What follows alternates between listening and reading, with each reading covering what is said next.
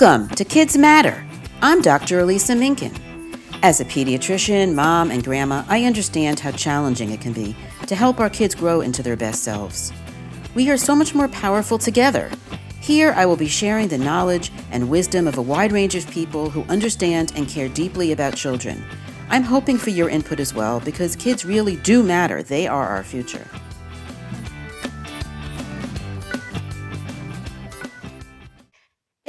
Izzy Kalman, MS, has been a school psychologist and psychotherapist since 1978. He has developed a quick, fun, and powerful system for teaching people how to solve interpersonal problems, including bullying, without anyone's help and without getting anyone in trouble. He is director of Bullies to Buddies, Incorporated, creator of the Bullies to Buddies Golden Rule System, and author of a book for youth called Bullies to Buddies, How to Turn Your Enemies into Friends, as well as a number of other publications and video programs for kids and adults. He is the lead author of the Be Strong Resilience program. Izzy writes a Psychology Today blog called Resilience to Bullying, with a whole bunch of posts, I might add. I'm still catching up. They're amazing.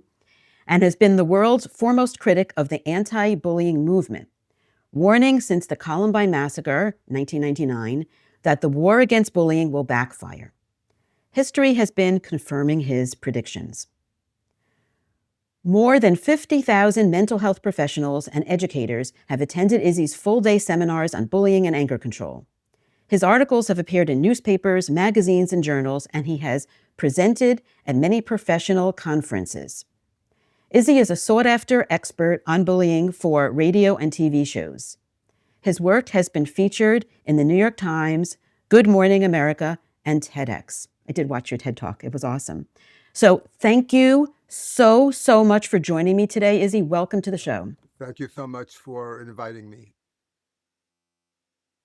I've been waiting for this. I'm really excited. I've been reading about this ever since, but we have to start from scratch. Let's start with just, please, a definition of bullying.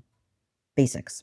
There is a scientific definition of bullying that's used by all researchers. It's used by all anti-bullying laws and programs. And it happens to be a very unuseful definition that causes more problems than it solves. I won't go into the problems behind it, but bullying is when somebody is intentionally hurting somebody or causing them pain. It has to be intentional. That's the first part. The second part is there has to be an imbalance of power, and of course the bully is the stronger one. And the third element is that it has to be repetitive, meaning a one-time act of aggression is not bullying, but if it's twice or more, then it becomes bullying. That's a great, succinct definition. And I also want to know where it happens and especially how this has changed over time, because you've been in the fields for a long time. But before I get into that, I consider the only useful definition of bullying. Okay. It's when you're being picked on over and over again by the same person or people. You don't like it, you're getting upset, but they keep on doing it to you. That's the situation of every victim of bullying. They're being picked on usually every single day by one or more people, and it makes you absolutely miserable. So, right. That would have called the real life definition, yes, right? And that's what really schools use. The first one, let's say we're kids in school, and you called me a bad name, so I tell the teacher on you, and the teacher sends you to the principal or whoever is responsible for dealing with bullying. Do you think they're going to check to see if you fit those three categories? They have to check that you're doing this intentionally. If you say it's not intentional, then or is the principal going to say, okay, it's not bullying because it's not intentional? No, there's still a problem. Uh, will they check to see that there's an imbalance of power, that you're stronger than the victim? How do they assess whether you're stronger than the victim? Is it physical? Is it mental? And if it's a one-time event, is the principal going to say, "Oh, it only happened once. Leave. Go away. I can't help you." But did I present it as though the victim goes to the principal, or no, the bully goes to the principal? Yes, so the principal will ask you, will say, "Oh, it only happened once. It's no problem. You can leave." The principal has to do something about it. And if I tell you once, "Give me your lunch money, or I'm going to beat you up after school," that's not bullying. But if I insult you twice, that is bullying because it's repetitive.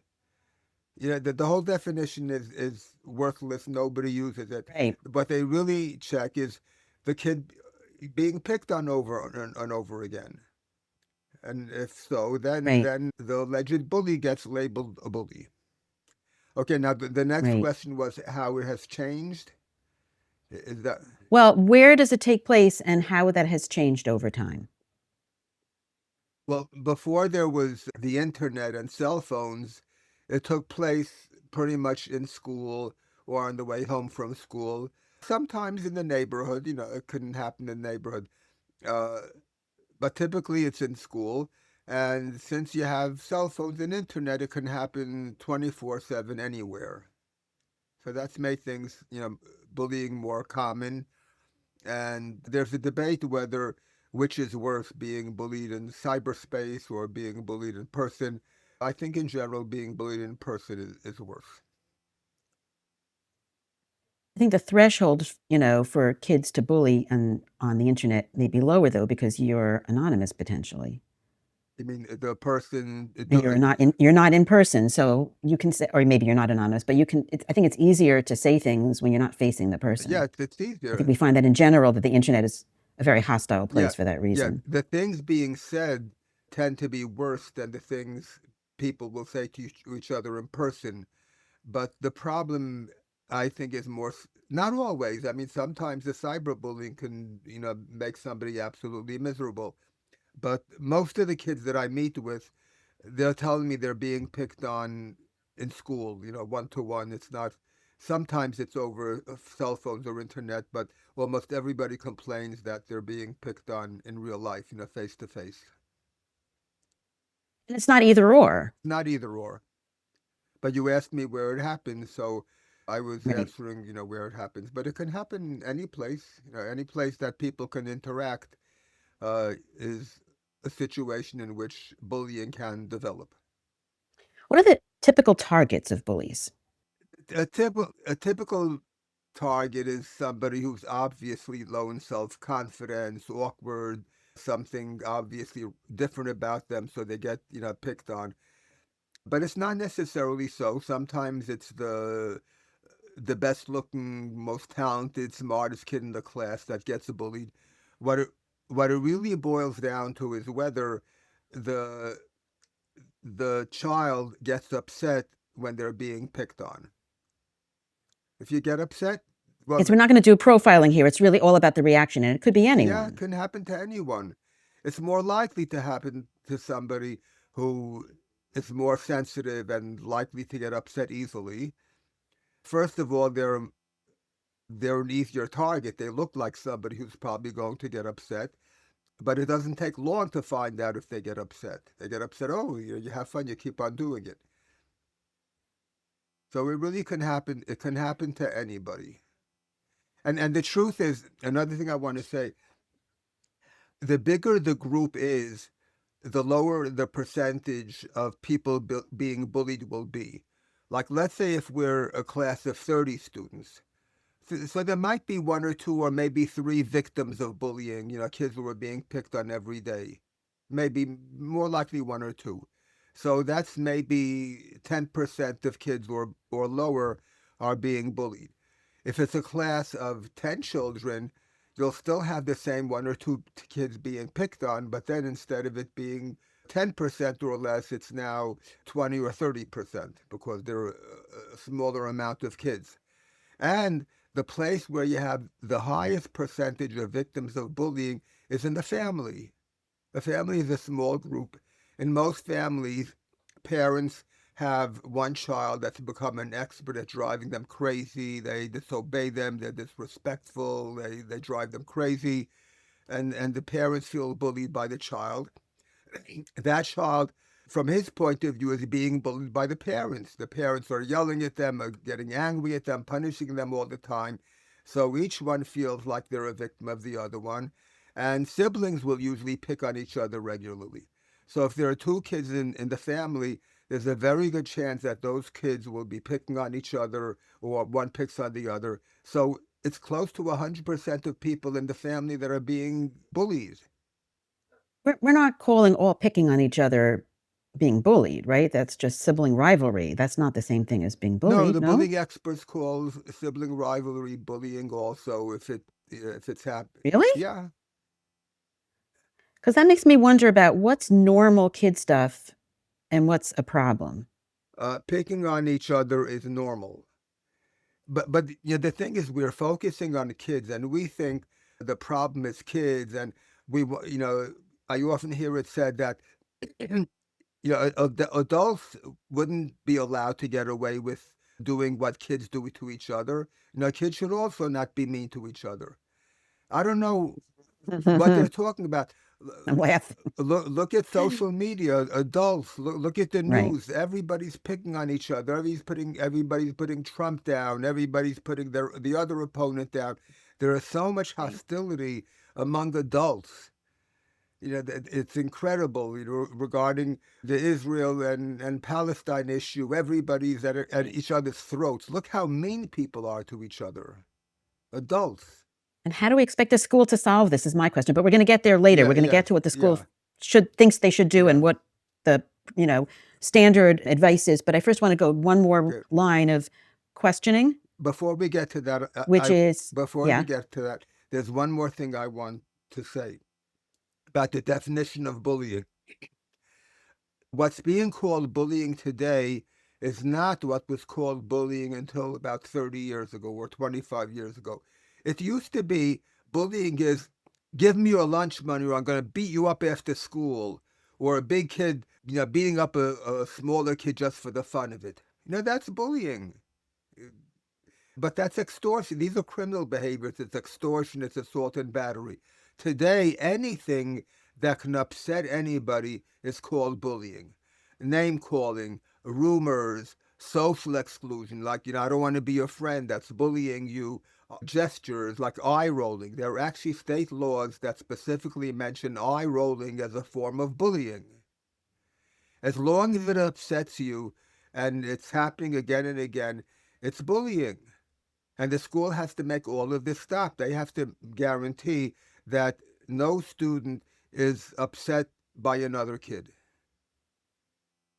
no tolerance zone. Yeah, no tolerance for bullying. And Yeah, and we have to get to that in a minute. no, Yeah. go ahead. Yeah, I just want to know more about the bullies themselves. What do we know about the bullies? They're human. What are they They're, like? they're, they Okay. have two legs, from in most cases, two arms, eyes, a nose, a face like us. The thing is, everybody thinks the bully is the other person. It's not the other person, it's us. And I demonstrate this all the time. If you want, I hope we'll have time for me to do a role play with you, and we'll see who Oh, yeah, the we have to bully do is, that. okay? Nobody thinks they're a bully. And very often, Okay. the bully and the victims, or the people who feel like bullies and victims, they're angry at each other. Whenever two people are angry with each other, each one feels like they're the victim and the other one is the bully. One way, we have this definition of bully and bullying, but there's no definition of a victim. There's no scientific definition of a victim. A victim, of course, is the one who's being picked on, but there's no definition of what his character's like and what his intentions are. It's not like a three-part definition like the scientific definition of bully. There's no definition of victim. We talk about bullies and victims. We should know who a victim is. There are three simple signs by which you can be certain that a person feels like a victim. One of them is anger, the other one is hatred, and the third is revenge. When does a person get angry? They only get angry when they're victimized. We don't get angry at people when they make us feel good or do things our way. We only get angry at people when they do things against us. So an angry person, by definition, feels like a victim. Hatred. When do we hate somebody? When we feel victimized by them. We don't hate people who make us feel good and do things our way. We only hate people who do things against us. We hate our boss because he's making us miserable. We only get angry at when we feel victimized. And revenge. Who commits revenge? A victim. You're victimized, so then you carry out revenge. So revenge, by definition, is what a victim does. But the bullying experts call anger, hatred, and revenge bullying.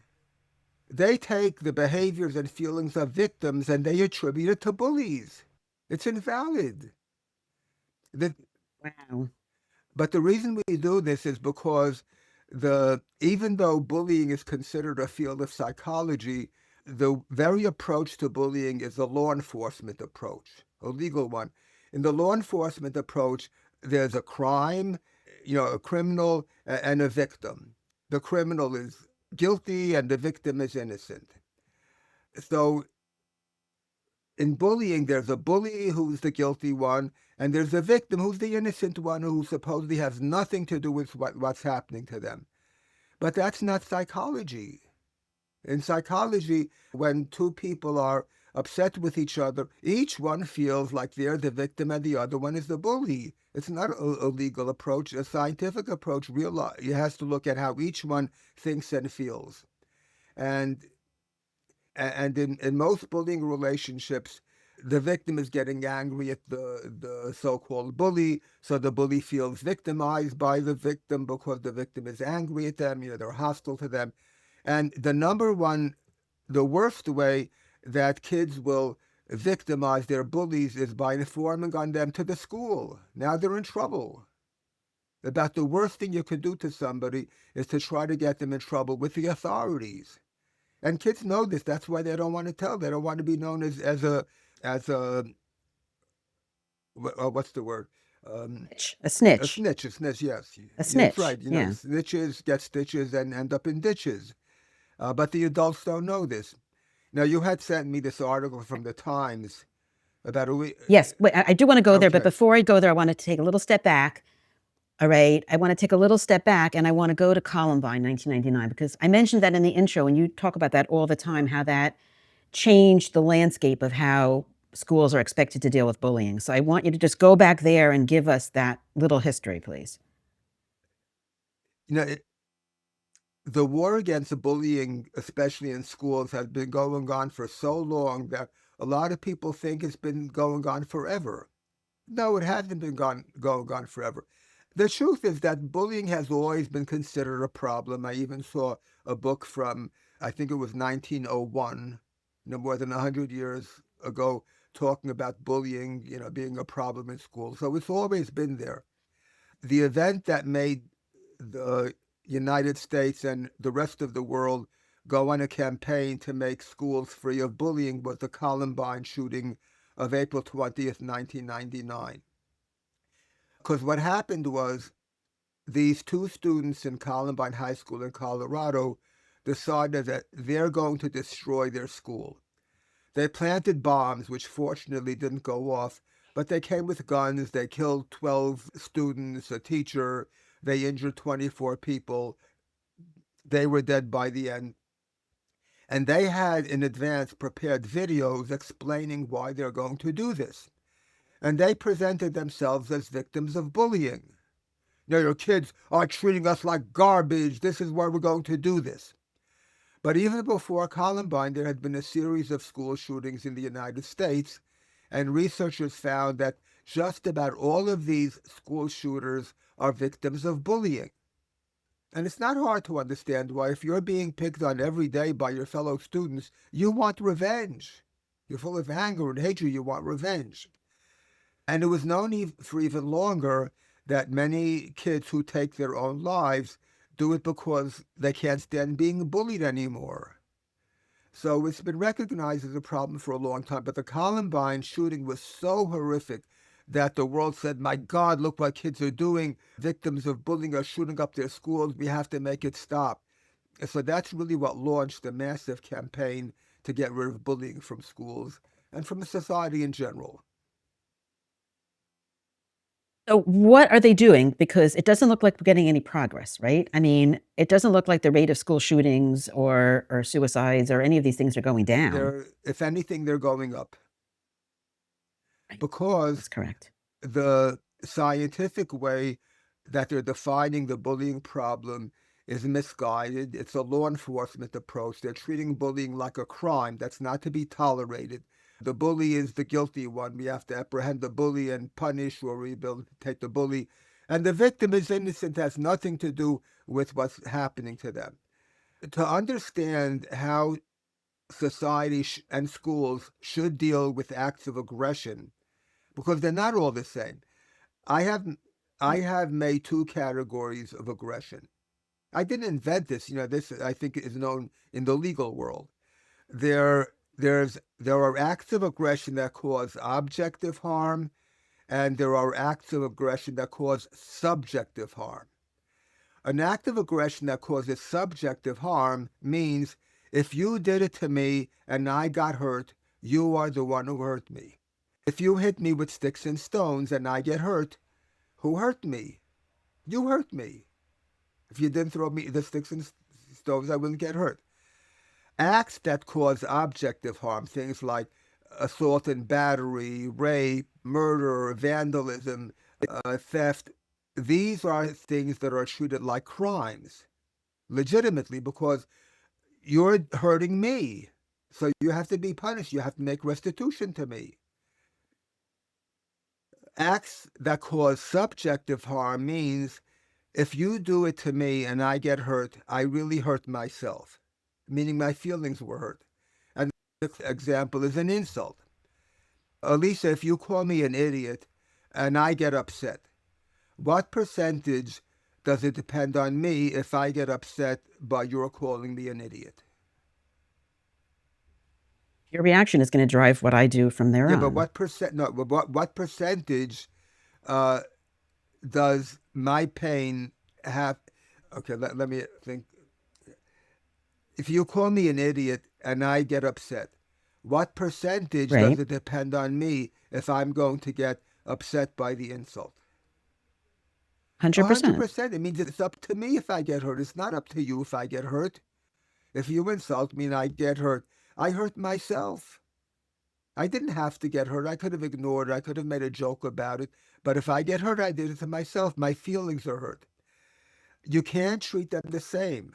If you treat acts that cause collective harm the same as acts that cause objective harm, meaning you treat it like a crime, you end up having more subjective harm and even more objective harm. Because let's say you insulted me, I get sent to the principal's office. Are you going to like me for having gotten you sent to the principal's office? You're going to be angry at me. You'll be angry at me. Are you going to want to be nice to me afterwards? You No. want to insult me again and tell everybody I'm a snitch and they shouldn't talk to me. So, I'm going to push. Wait, I want to push back here. Sorry. Sorry. yes, I want to push back at this okay. moment in time because we can say this is where they say it's victim blaming, victim shaming. Like, not everybody's able to control. I mean, by very definition, victims are often the most vulnerable to their own reactions, not having control over them. It's easy to say it's on you to control your reaction, but can you? Because people think like that, they think the solution must be to punish or rehabilitate the bully. So look what happens. You insulted me, which caused me subjective harm. Now you get sent to the principal's office. It makes you more angry at me. You're going to want to get back at me, so you'll insult me again. Just listen, hear me out. So after you're sent to the principal's office, you want to hurt my feelings even more. You're going to insult me worse and turn other kids against me. So there's an increase in subjective harm. You're doing it more to me. But now you might want to beat me up. Now you're going to beat me up physically. Right. So if we treat it like a crime, you're calling me an idiot, like a crime, it makes everything worse. If you look at it, But I'm saying that there really is a problem. There really is a problem. The question is, what is the solution? Well, I agree with you that the proposed solutions, and we should go through them a little bit, and maybe just the founder of the main program that a lot of people follow, and the evidence behind it. I think I would want to go there. But I do have concerns that it's easier to say don't react or, than it is to actually do it, and more so for some kids than Very good others. question. I don't tell kids not to react. I teach them how to solve the problem. And I would be happy to demonstrate here how I do it. Okay, so let's do Okay. it now. Let's Now, go for it. I'm ready. when I work with a child or an adult, I do the very same procedure with adults because people come to me because of relationship problems. Somebody's treating them badly. That's the main reason. That's why people come to me. Of course, there are other kinds of problems that aren't relationship problems, but that, today, for years, I've only been working with relationship problems. Everybody who comes to me is because they don't like the way somebody is treating them. And they don't understand why the person keeps on being mean to them. So I do this procedure with everybody. So let's say you come to me for help. You're being picked on by kids in school. So I'll spend, several minutes asking you about the problem, who does it to you, how often, how do they pick on you, when did the problem start. After I know the problem, I ask you, do you want the kids to stop doing this to you? Of course. So I tell you, I'm going to play a game with you that's going to teach you why the kids keep on picking on you and how to make them stop. Now, what I'm doing here is a shortened version of what I do. I also, in general, explain to the children how the golden rule works before I do this. But I'll skip that for now. And your job in this game, Elisa, is to insult me. My job is to stop you. But don't let me stop you, because if I stop you, I win and you lose. Do not worry about hurting my feelings. It's make-believe. I want you to do a good job. If you don't insult me, well, I'm going to be disappointed. Also, don't work hard. Don't talk without stopping. You'll get worn out. Make it like a conversation, giving me a chance to answer you. Go ahead, Elisa. Okay. It's really hard. I need help. Izzy, you're an idiot. Okay, Izzy, you're an idiot. No, I'm not. Yes, you are. What are you talking about? I'm smart. You don't think. That's not true. I'm very smart. You are the lowest of the low. You are What do you not mean the smart lowest at of the all. low? What are you I'm not thinking? low at all. Now, you apologize to me. No What do you mean no way? You have no right to talk to me like that. Because you're stupid. I am not stupid. I'm smart. I told you, you are the bottom of the class right now. No, I'm not. You just think you're smart. You're really That's dumb. not true. Everybody who knows me well knows that I'm smart. Nope, super dumb. I am not. I'm not buying that. Listen, I'm warning you. You better stop it. You're going to be sorry. I'm not going to be sorry at all. I'm having Yeah, you're fun. not going to have fun much longer. Why? Who What do you mean, cares? who cares? I know karate. Yeah, I believe You want that sure. going through your face? You're probably the bottom of That your is karate not class, true. That's too. not true. You call me idiot again, you're going to see what happens to you. Stop it. Idiot. Stop it right now. Stop laughing. It's not funny. No it's way. not funny. No, Yes, it's it is. not. It's hilarious. You call me an idiot. That's funny. It's not funny. Cry Stop baby, it. cry baby. I'm not a crybaby. You're going to be crying soon when this goes through your nose. No, you're the one crying. Shut your mouth. Stop it already. No way. I'm sorry. This is your last chance. You stop. Stop it. Stop it already. Okay, good job. That was wonderful. That was fun. I give up. I was never a bully. I had to practice. Was it hard to insult me? No, easy. No. So if you want to insult me, can I force you to stop? Nope. Because it's only words. It's your mouth and brain. Right. If you want to insult me, you're going to insult me. You did a super job. It is more fun when you act like that. You did a super job. I wish all of my, people I role play with would do such a wonderful job. We're going to play the same. I try to be a good student. We're going to play the same game again. You have to insult me, and don't let me stop you. You are so dumb. Is that what you think? Yeah, you're really dumb. Because I happen to think you're smart. Yeah, I'm smart and you're dumb. You think I'm dumb? Yes, I do. I think you're really dumb. And if you want to think that, I can't stop you. I am 100% convinced of that. Stupid, stupid, stupid. You can think that if you want. You can say it if you want. Yep, I am. Dumb, dumb, dumb. This isn't as much fun. You're right. You're giving up? Okay. Give up. We played the game 2 times. It is not as much fun. But can I say something though? I first want to show you how I teach kids why they're being picked on. Then Right, I'll take more questions, because if I take questions now, people are going to miss much of the point of what I'm doing here. Uh, right. we played the game 2 times. Which time was more fun? The Yeah, there first was a one, lot of fun. Was it the second time? It was frustrating. You stopped almost immediately. Who won the game the first time? Who won me, the second time? you, Which one of us looked like the bigger idiot the first time? Did you. I look like a little idiot or a big one? A Pretty big. supersized idiot. Which one of us Yeah. looked like the bigger Sorry. idiot the second time? Yeah, didn't you Me. feel like an idiot the second time? It didn't feel so Yeah, good. and you No. stopped. Which time did I work harder? The Yeah, first I'm time. yelling and screaming, my blood pressure's going up. The second time I was completely relaxed. I let you say whatever you want. I'm always nice back to you. Easiest thing in the world. The first time was I treating you like a friend or an enemy. An The enemy. second time, like a friend or an enemy. I wasn't paying attention. It Okay, was going I happen hard. to think, I guess a friend. yeah, I don't I happen to know. think you're smart. Now, if you want to call me an idiot, I can't stop you. If you want to say it, it's okay. I was completely free. It's like poking a hole in a Yeah, balloon. Yeah, it's like it's very deflating. yeah, that's what I was doing, but I was treating you like a friend. That is the real difference. The first time I treated you like you're my enemy for insulting me. The second time, like you're my friend. And which way are you more likely to end up being my friend? Yeah, the And first way, there's no way you're going to want to be my friend because I look like an right, idiot and I'm hostile towards you. Now, when you were insulting me right. the first time and I was getting angry, who was making me angry?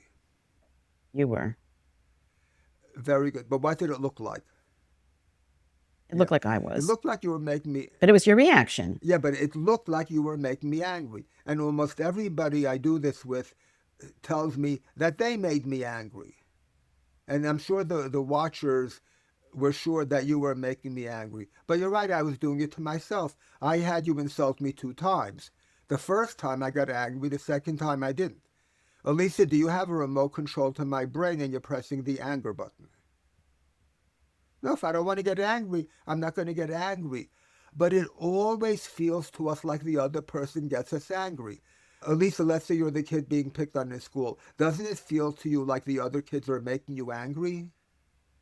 It always feels that way. Yes. But do they really have a remote control to your brain and they're pressing the anger button?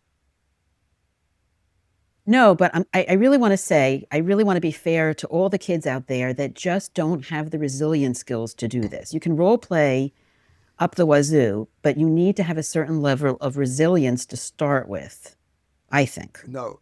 I think building resilience is incredibly important. I do.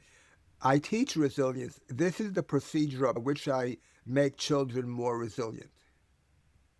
Now, we think that resilience takes a very long time, is a very difficult thing to acquire. It's not true. Physical resilience takes a long time. Do you by any chance play guitar? When people play guitar, it hurts their fingers in the beginning. That they're pressing on strings, and if it's steel strings, it really hurts. But eventually it stops hurting because they develop calluses. Little by little, they develop calluses. It doesn't hurt anymore. But that takes time. If you're a boxer, you want to become a boxer, you know what it feels like to be punched all the time? But they develop resilience. Over time, they're able to take it without it hurting. But that takes a long time. Emotional resilience can be acquired like that. Really? I didn't finish the procedure, but it can be acquired like that. And I do it through this procedure, which I didn't finish doing with you yet. By the time I'm finished, You want to do more? You have more to I do? haven't finished the procedure. So Okay. I want you to see how it works because I'm teaching the kid Okay. why they're being picked on and how to make it stop. But anyway, Hmm. it feels to you like the other kids are making you angry, right? Hmm. But do they really have a remote control to your brain? We do it ourselves, but it No. doesn't feel that way. This is so important for people to understand. They don't realize that they are making themselves angry because it doesn't feel that way. The reason it doesn't feel that way is because we have animal bodies. Our bodies are not computers or robots that are made in a factory and programmed to do whatever the programs want us to do. We are animals. We have bones and muscles and blood like the other animals. Do animals live in civilization or nature? Nature. And in nature, life is very dangerous. Creatures eat each other for dinner. They can kill each other. Nobody arrests them. In nature, getting angry is the first step to winning a conflict. Because let's say, Lisa, you and I are creatures that live in nature and you attack me. Can I tell you, hey, get your hands off of me. It's against the law. I'm going to call the police on you. Doesn't mean anything. What's police? What's law? You're allowed to kill me and nobody arrests me. So in nature, if you attack me, I better get angry at you to scare you off. And if you're scared off and you leave me alone, I'm very happy I won. If you're not scared off and you're still looking to kill me and I can't escape, I have to have the drive to tear you to pieces before you tear me to pieces. In nature, the more quickly and intensely that I get angry, the better my chances are of winning. So our brains are programmed to get angry like that in a split second whenever somebody attacks us or threatens us. So since it happens with no conscious thought process, it feels like the others make us angry, but it's our own brain doing it to us. Now we played the game 2 times, Elisa. Each time there was an optical illusion. The first time, did you see me trying to stop you from insulting me? Nope. You didn't see me trying to stop you? I Shut your mean, mouth. I not know karate. effectively. You're not going to be laughing much longer. This is going to go through Oh, your okay. nose. It was just, it was not very No, it wasn't. effective. It didn't work. But did you see me trying Right. to stop you? Yeah, Yeah, you I were was trying, trying. but it didn't work. But that was an illusion. It looked like I was trying to stop you. You know what I was really doing the first time, Elisa? Egging me on. Exactly. I didn't want you to stop. If you stopped, it would have ruined my demonstration. But I knew that if I get angry, you're going to have so much fun. You're going to win. I'm going to look like a big idiot. Why should you stop? You're having a great time. And this is what's happening with you and the kids in school. They pick on you and you get angry. And it doesn't matter if you express it outwardly or you keep it bottled up inside. They know that you don't like it and it makes you angry. But you're angry because you want them to stop doing it. That doesn't make them stop. It's why they're doing it. They're not calling you four eyes because you have glasses or dumb because you're in special ed or fatso because you're overweight. They're doing it because you get upset when they call you four eyes or dumb or fatso. The second time you played the game, there was also an optical illusion. The second time, did you see me allowing you to insult me? You did. You didn't fight Yeah, I said back. if you want to call me idiot, that's okay. It was Right. clear. You just didn't react. No, I did react. Well, I responded to you, but You didn't react emotionally. I responded positively emotionally to you, not negatively. I responded emotionally. I was emotional. Oh, you really think I'm an idiot? I think you're smart. It's emotional. But I was treating you like a friend instead of like an enemy. But it looked like I was letting you insult me. You know what I was really doing the second time? Stopping you. The game was for me to stop you. And you were sure I would not be able to stop you the second time. I stopped you like that. And it was effortless. And it was hard to see what I was really doing. Now, if you're a kid being picked on, I explained to you that this is what I want you to do for 1 week. And it only takes a week to see if it works. You're going to tell yourself if the kids want to pick on you, it's perfectly okay. Nothing wrong with it. If they make fun of you and you're perfectly calm and happy and respectable, who is going to feel stupid, you or they? Well, Will you be upset if they feel stupid when they make fun of you? You'll be no. happy if they feel stupid. So for the next week, you're going to be happy when they pick on you because you're going to win. They're going to feel foolish, and after a while, they're going to stop doing it to you.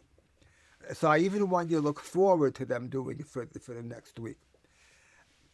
Now, there are 2 warnings I have to give you, otherwise, it's not going to work. The first warning is the problem is probably not going to get better right away. It's probably going to get worse because they've been picking on you for a long time. They like to see you getting upset.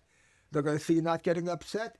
They're going to try hard. They want to win. And they know this is supposed to bother you. So at the beginning, they're going to try harder to upset you. Don't think it doesn't work. It works, except it gets worse before it gets better. And the second warning is you have to do it all of the time. If you do it most of the time, it's not going to work. Because if you pick on me 10 times, 9 times I don't get upset, but the 10th time I do get upset, you're going to discover it really does bother me. You just have to keep on going. Eventually, I'm going to get upset. It's only when I never get upset, you're going to stop trying to upset me. Now, I want to ask you a question. Are you a good person, Elisa? Yeah, I'm Yes. sure you're a good person.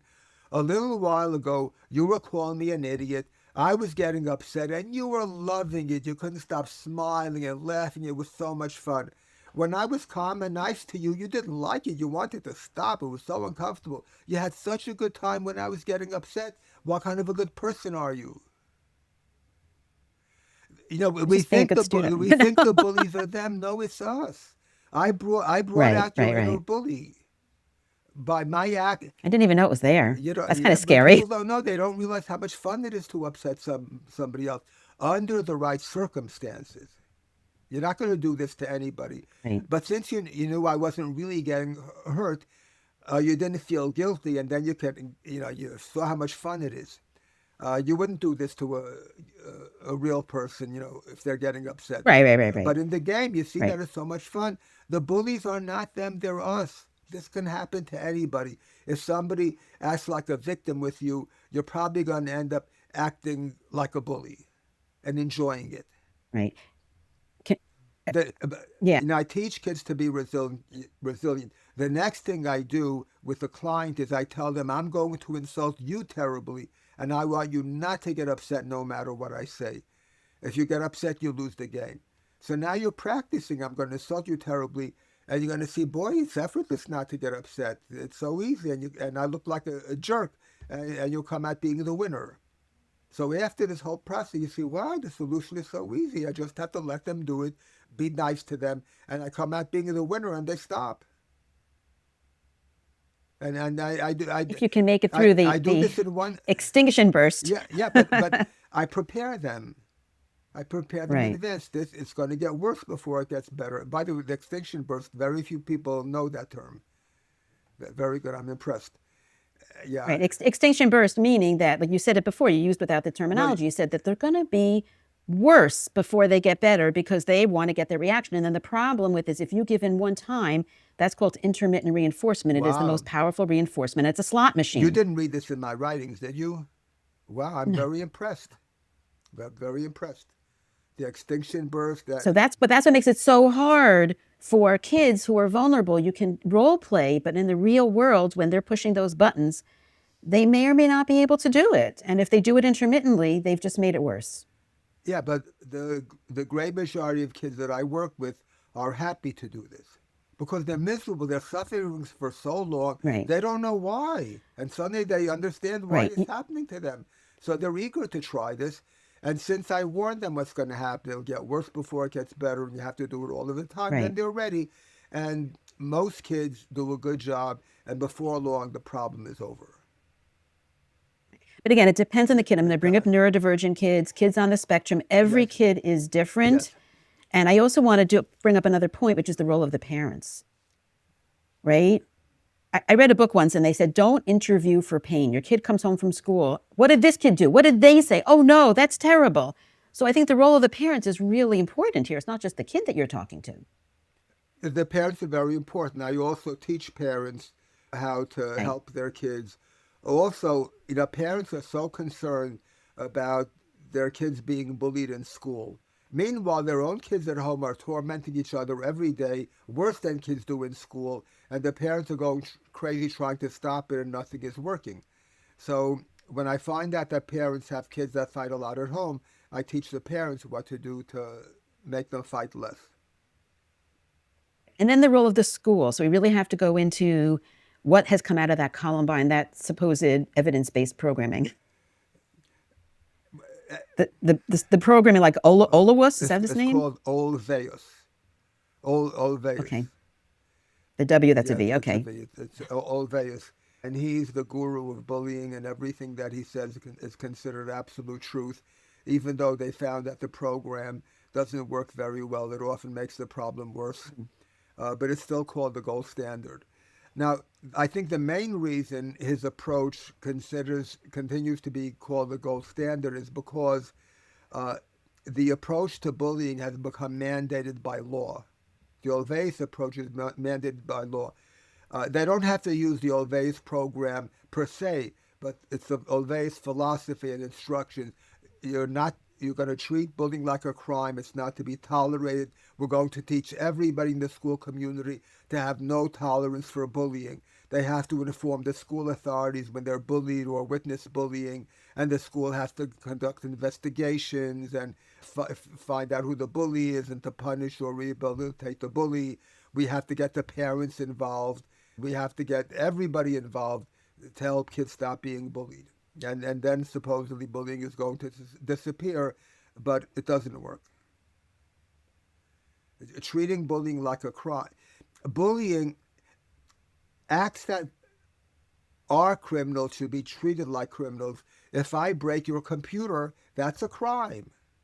I should pay you back for your computer. It's a crime. But when you start making insults and gestures and social exclusion crimes, you end up dealing with it endlessly. Everybody gets, more upset. The parents, I complained that you bullied me. Now the school has to inform your parents. They have to inform my parents. My parents probably love me and want the school on my side. Your parents probably love you and want the school on your side. So now it's not only two of us against each other, it's our families against each other, and the school has to play judge in the middle. Judges don't make two sides happy. At most, the judge makes one side happy, the other side is still miserable. The two sides still hate each other, and the loser of the judgment hates the judge also. And now we've turned the schools into Absolutely. law enforcement agencies that have to do investigations and courts of law, and we don't know why things aren't getting better. I understand the idea behind let's start at the very beginning of the problem. Let's be super sensitive and not have anything be tolerated. But I also see how it can make it worse when it's not intrinsically dangerous, but there's got to be a point where it's not benign for the kid, even though he's not being physically hurt. We know that verbal bullying still Oh hurts yeah, of kids. course. Exclusion, ostracism, all those Yeah, things it hurts hurts. them. So what are they supposed to do if they are not capable of shutting them down with your approach? The kid, now, if you are capable of learning how to solve your problem by yourself, I have not helped you by protecting you. I'm helping you continue being vulnerable and not knowing what to do. So if you're able to learn, if you're smart enough and you're psychologically together enough to learn how to solve the problem by yourself, you deserve to be taught. The kids who we do have to protect are the ones who truly are not capable of learning by themselves. There are kids who can't do this. Right. It's still subjective harm, but they can't control it. They're not smart enough to do this, or they don't have the emotional control to do this. Those are the kids Right. that deserve help. Now, if I work in a school and you're picking on some poor kid who can't possibly deal with it by himself, I'll talk to you. But I'll talk to you nicely. I'm not going to say, you do it again, you're going to be sent home. You're going to be suspended for 2 days. If I'm angry at you for the way you're treating the kid, you're going to want to defend yourself.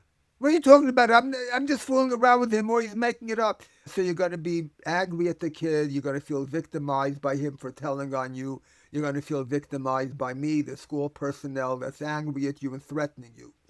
So instead, I'll say, you know what this kid is like. He's complaining that he's being picked on. He really doesn't know how to handle it. I wish he knew how to handle it, but he can't. And I know you're not really looking to hurt him, but he's upset and he's complaining. Maybe instead of picking on him, maybe you can make him feel good, make him. We want everybody in school to be happy. Maybe you can figure out how to make him happier in school. If I talk to you nicely, there's a good chance you'll listen to me. But if I'm angry and threatening, you're going to want to defend yourself, and you're going to be angry at everybody for treating you this way. Now you feel victimized instead of a bully. Yeah. I think that unfortunately we have a victim culture, and that plays into this, and that could be a whole other podcast. We're not going to go there because we're running low on time. But I want to go back to the New York Times article because I think it really illustrates points. We want kids to be safe. Kids have to be safe, safer than they are. But what we're doing is making it worse. And I think that that story was an illustration of that. And I'd love to hear your thoughts. I'm going to link it so people can read it, hopefully. When the New York Times writes an article, it's very well done. I see stories about kids being bullied in school all the time, but usually in local papers, local media. But when something hits the Times, it's like all over the country or even all over the world. It's the more serious cases. I think the writer treated this like a very serious case because a child had died in this process. Remember, somebody died. When somebody dies, it's much more serious. But they're trying to figure out, they went to the school didn't help. They went to the police didn't help. I think they went to I don't know, they went to a few different bodies for help and nothing helped. And what everybody is missing is what really caused the problem to be bad. And that's because the father went to the school authorities. If that the kid didn't want him to go, but parents do this. They think it's the right thing to do, to tell. And then, well, snitches get stitches. And it gets worse, and it escalates and escalates. And when you get the police involved, it's even worse. Many years ago, when I was, shortly after Columbine, when I was really, first getting involved in teaching this, to, making this my cause, I worked with a 14-year-old freshman in high school from Canada. And he was being insulted terribly. Now, he's a big kid, very mature looking, but, he was getting upset. So I taught him what to do about it. And after the first meeting, things were getting better. He wasn't getting upset.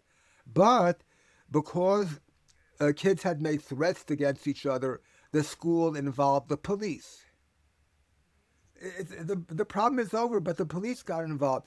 Once the police got involved, everything blew up. My client got a gun, and the police caught him, and my client wouldn't talk to me anymore. It was it. After that, it was over for me working with him. Right. I mean, once you talk about true, the violent end, it's very different. And I think the point to take from this, though, is that once you look at it from a legalistic way, from the lowest level, right, from verbal, as opposed to actual criminal acts, right, that unfortunately they're more likely to make it worse than make it better. Yes. Yeah. And that's something to really keep in mind. The things that hurt our feelings are the normal parts of life. There is no such thing as living a life with people and your feelings never get hurt. It's going to happen. So just like kids go to school, not to be protected from math and science and social studies, etc., but to be taught how to master it, life has social challenges. Children deserve to be taught how to handle the social challenges of life. It'll help them for a lifetime. And by the way, teaching kids how to deal with hostility, with bullying, is much quicker and easier than teaching them how to read and do math. These things take years. This takes a couple of sessions.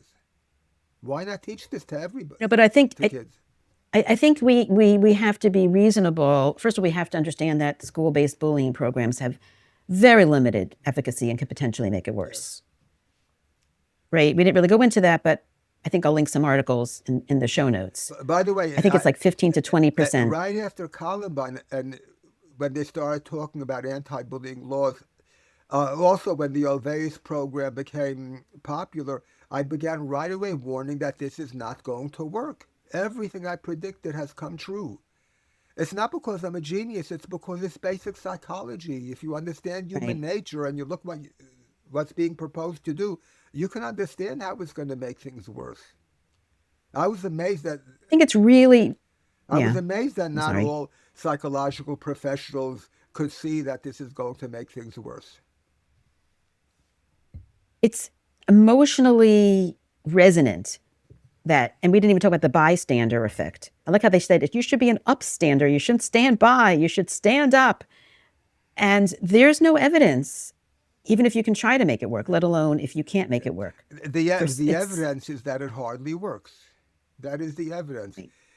I think I sent you an article, one of mine that I wrote, that refer to the Burger King bullying study.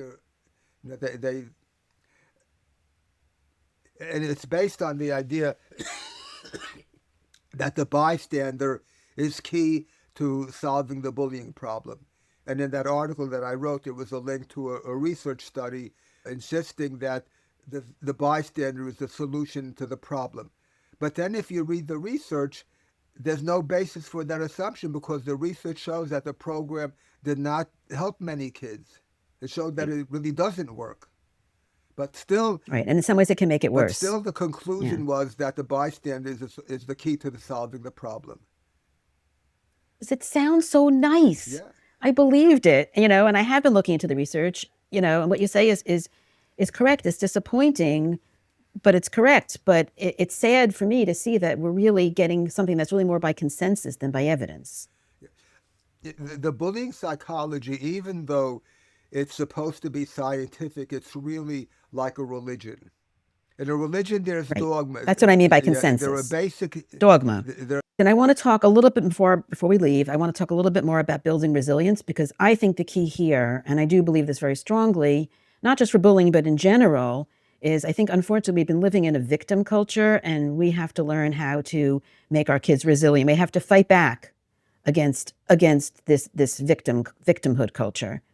And it can only come from the family. You can't expect the school to do that. So it's funny, while I was talking about resilience, you were no longer there. And that was because you're recording. We had a glitch. We've had a number of glitches, but we are going to model resilience here. And we're going to pick up as best we can where we left off, which is really just at the very tail end. So I want to thank you so much for doing this with me. And I'd like you also to be able to tell us where we can find you. First of all, there's a site, izzykalman.com. Izzy Kalman is one word, no periods. I have tons of information there and links to other things. You can find a great deal of my writings on my Psychology Today column. It's called Resilience to Bullying. If you look up Psychology Today, Izzy Kalman, I will show up. I have about 170 articles there. I have a YouTube channel. You can look me up there. So also, I don't mind if people look for my books on Amazon.com. You can put in my name, you'll find my stuff. I also have a store on my website. Right, and you do this counseling through a teleplatform, like remotely, correct? Everybody I work with today is by Zoom. So how could somebody reach you to work with you? You can contact me. There are contact buttons, and you'll be able to email me. Okay. IZZKALMAN.com. Like, perfect. Thank you again so much for doing this with me. I learned a lot. Fun with you, Lisa. Yeah. I'm so glad. I really appreciate it. You're welcome. Thank you for listening to Kids Matter. Raising healthy, happy children takes a village, and I'm grateful you're part of ours. If today's conversation resonated with you, please share this episode with another parent, grandparent, teacher, or anyone who cares about kids. Together, we can build the supportive community our children deserve. I'd love to hear from you. Share your thoughts, questions, or suggestions for future topics at kidsmatterpodcast@gmail.com with no exclamation point. Your voice truly matters. Until next time, keep advocating for the children in your life, because kids really do matter. They are our future. I'm Dr. Elisa Minkin, and this has been Kids Matter. Please note that while I am a pediatrician, I am not your child's pediatrician. This podcast is for informational purposes only and does not constitute medical advice.